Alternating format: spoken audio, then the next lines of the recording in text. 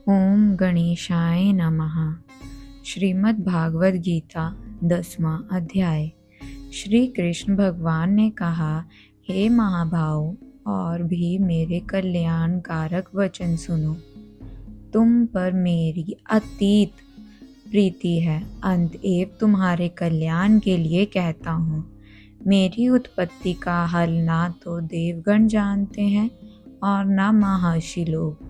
मैं ही देवों और ऋषियों का आदि कारण हूँ। जो मुझे आजन्मा, अनादि और सब लोगों का ईश्वर जानते हैं, वह सब मोह रहित हैं। उनके पाप नष्ट हो जाते हैं।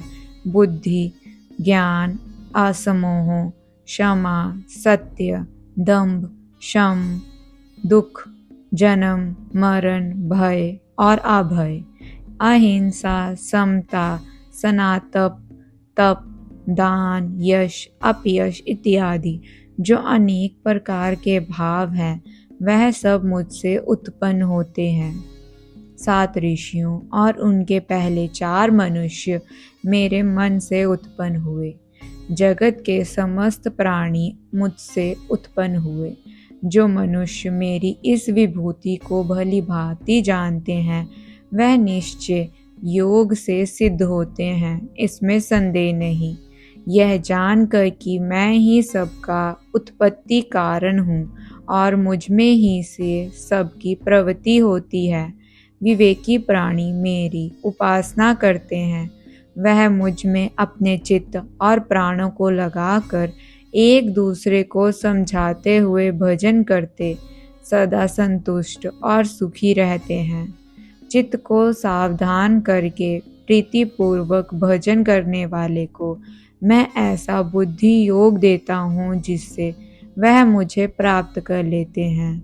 उन पर अनुग्रह करके मैं उनकी बुद्धि में स्थित हो देवी अपान ज्ञान से अज्ञान मूर्ख संसारी अंधकार का नाश करता हूँ। अर्जुन ने कहा, आप परम ब्रह्म हो, परम धाम हो, परम मित्र, अचल और दिव्य पुरुष हो, आदि देव हो, आजन्मे हो, सन्यासी हो। तुमको सब ऋषि, देवऋषि, नारद, अमित, देवयज्ञ और व्यास भी ऐसा कह गए हैं और स्वयं तुम भी कह रहे हो। हे केशव, जो तुमने मुझसे कहा है सो सब मैं सत्य मानता हूँ। हे भगवान, देवता और दानव इन दोनों ने ही तुम्हारे रूप को नहीं जाना। हे सब जीवों के उत्पन्न करने वाले भूतेश, हे देव, हे जगत पिते, हे पुरुष उत्तम, आप स्वयं ही अपने मन को जानते हैं। अतएव आप अपनी उन विभूतियों का हल पुण्यतः वर्णन कीजिए, जिनके द्वारा आप इन सब लोकों में व्यक्त हो रहे हैं। हे योगिन, हे भगवन, सदैव आपका चिंतन करता हुआ मैं आपको किस प्रकार से जान सकता हूँ? आपका ध्यान किन किन भावों से करना योग्य है? हे जनार्दन, कृपया अपनी माया और विषयभूतियों को विस्तार से कहिए। इस अमृत रूप आपकी वाणी को सुनने से मेरे मन तृप्त नहीं होता। श्री कृष्ण भगवान ने कहा, मेरा विस्तार तो अनंत है, तो भी मुख्य विभूतियों को मैं तुम्हें सुनाता हूँ। हे गुणकेश, समस्त भूतों के अंतकरण में रहने वाली आत्मा मैं ही हूँ।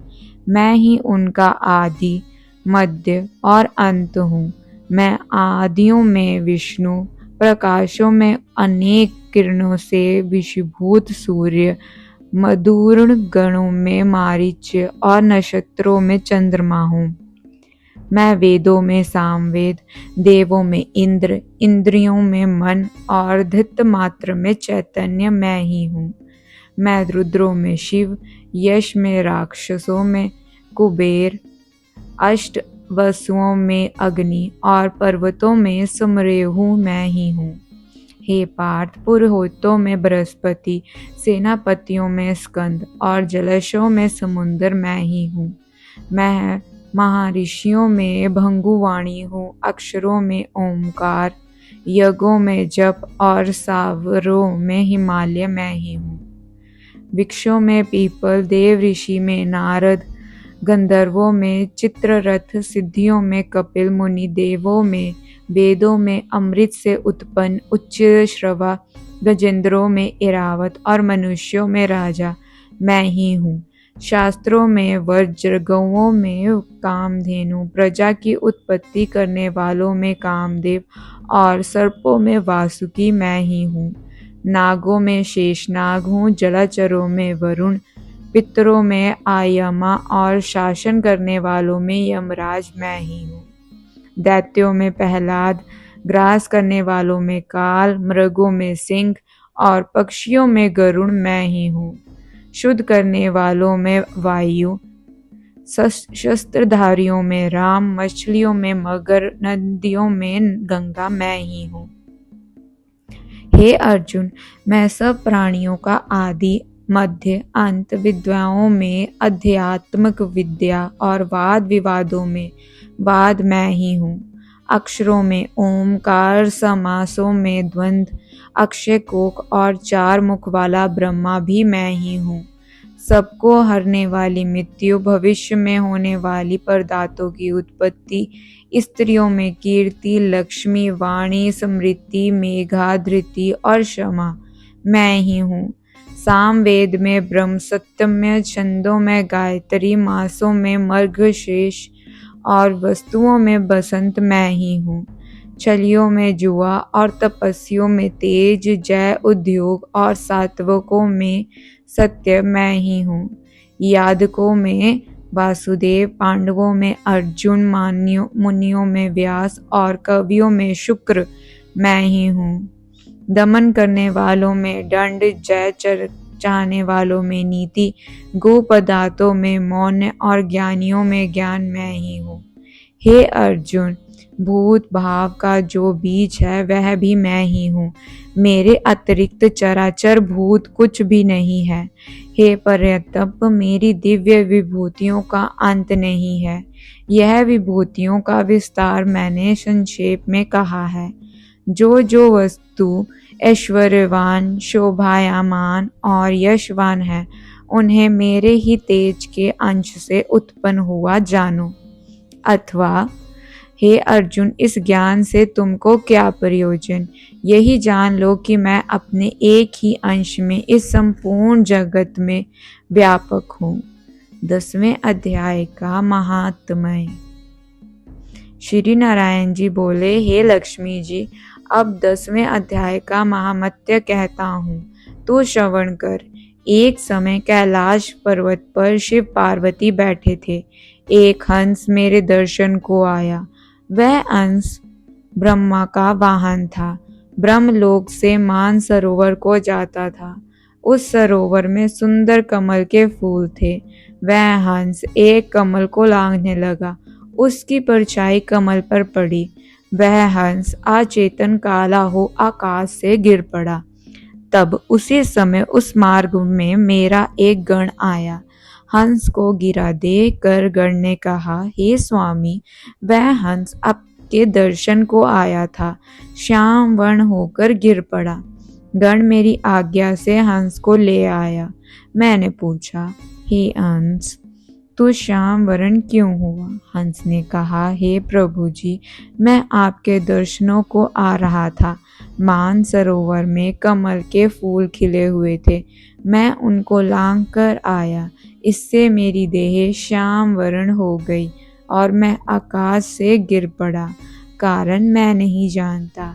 यह सुनकर शिव जी हंसे। तब आकाशवाणी हुई कि हे शंभु जी, कमलनी से पूछो, वह कहेगी। कमलनी ने कहा, पिछले जन्म में मैं अप्सरा थी, नाम पद्मावती था। उस समय श्री गंगा जी के किनारे एक पंडित स्नान करके गीता जी के 10वें अध्याय का पाठ किया करता था। एक दिन राजा इंद्र का सिंहासन हिला। तब इंद्र ने मुझे आज्ञा दी कि तू जाकर उस पंडित की तपस्या भंग कर। आज्ञा पाकर मैं उस विप्र के पास गई। उस विप्र ने मुझे श्राप देकर कहा, हे पापनी, तू कमलनी हो जा। उसी समय मैं कमलनी हो गई। तभी से मैं गीता के 10वें अध्याय का पाठ करती हूँ। उसी से मेरा तेज है कि मुझको लांघने वाला काला होकर अचेत हो जाता है। तब हंस ने कहा कि मेरा यह श्याम वर्ण कैसे श्वेत वर्ण होवे, और तूने इस कमल देह से छूटकर कैसे देव देही पाए। तब कमलिनी ने कहा, जब कोई श्री गीता जी के 10वें अध्याय का पाठ सुनाएगा तब उद्धार होगा। तब उस पंडित ने सरोवर में स्नान कर शालिग्राम का पूजन कर 10वें अध्याय का पाठ किया। उसे हंस और कामलिनी ने सुना। तब उनका उद्धार तत्काल भया। हंस श्वेत हुआ, कामलिनी देव कन्या हुई। राधे राधे।